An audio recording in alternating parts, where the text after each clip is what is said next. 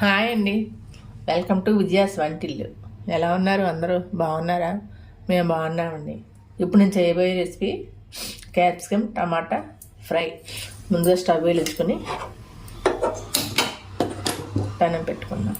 నేను ఒక క్యాప్సికమ్ చేస్తున్నాను పెద్దది, అందుకని నేను ఒక స్పూన్ శనగపిండి వేయించుకోవాలి. స్పూన్ నిండా బాగా వేగాలి, నల్లొచ్చే వరకు వేగాలి. మాడిపోకుండా నాకు వస్తూ ఉండాలి. క్యాప్సికమ్ వేపుడు అంటున్నారు, శనగపిండి వేపుడు అనుకుంటున్నారా? ఇది లాస్ట్లో చల్లితే బాగుంటుందండి. కూర అంతా అయిపోయాక వెళ్తే బాగుంటుంది, ఎందుకంటే పచ్చివాసన రాకుండా. ఇది అందులో కూరలు వేస్తే పచ్చివాసనగా వస్తుంది, అందుకని ఇలా వేపుకోవాలి. ఇందాక ఇప్పటికి కొంచెం కలర్ మారింది కదా, ఇప్పుడు ఈ ప్లేట్లో తీసుకున్నాను. చల్లారాలి కొంచెం, మనము కూర అయ్యేసరికి చల్లారుతుంది. ఆయిల్ వేసుకోవాలి, 2 స్పూన్లు ఆయిల్ వేడెక్కింది కదా, 1 స్పూన్ మినపప్పు, 1/2 స్పూన్ ఆవాలు, 1/2 స్పూన్ జీలకర్ర, 1 స్పూన్ శనగపప్పు బాగా వేగాయి కదండి. ఇప్పుడు 2 ఎండుమిర్చి, ఎందుకంటే మళ్ళీ పచ్చిమిర్చి చేస్తాను అందువల్ల 2 ఎండుమిర్చి సరిపోతుంది. కొంచెం కరివేపాకు, క్యాప్సికమ్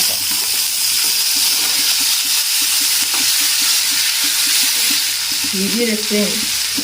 కూర సరిపడా చాలు, కొంచెం పసుపు వేసి బాగా కలుపుకొని కొద్దిసేపు మూత పెట్టుకుని.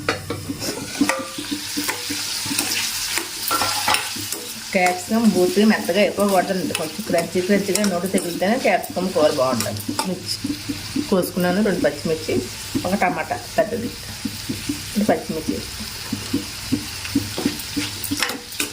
టమాటా కూడా వేసేసి బాగా మగ్గాలి. 2 కలిపి బాగా మగ్గుతాయి.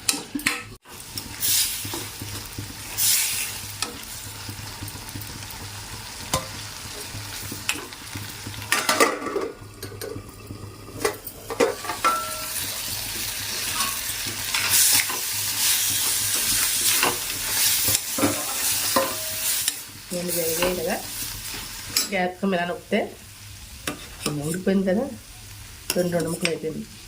అలా కట్ చేస్తే ఎక్కువ మళ్ళీ మెత్తగా అయిపోకూడదు.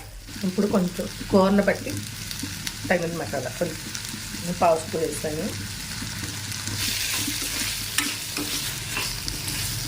ఇప్పుడు ఇందాక వేపుకున్నాం కదండి శనగపిండి, ఇది ఇందులో చల్లుకోవాలి.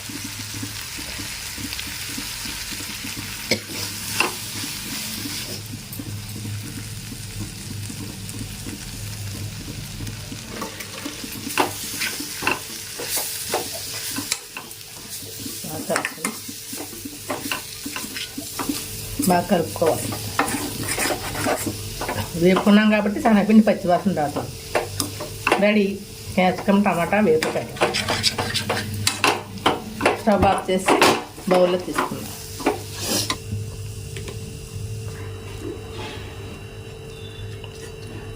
Capsicum tomato fry ready. మీరు ట్రై చేసి చూడండి. నా వీడియో కనుక మీకు నచ్చినట్లయితే లైక్ చేయండి, షేర్ చేయండి, నా ఛానల్ని సబ్స్క్రైబ్ చేసుకోండి, పక్కనే ఉన్న బెల్ ఐకాన్ క్లిక్ చేయండి.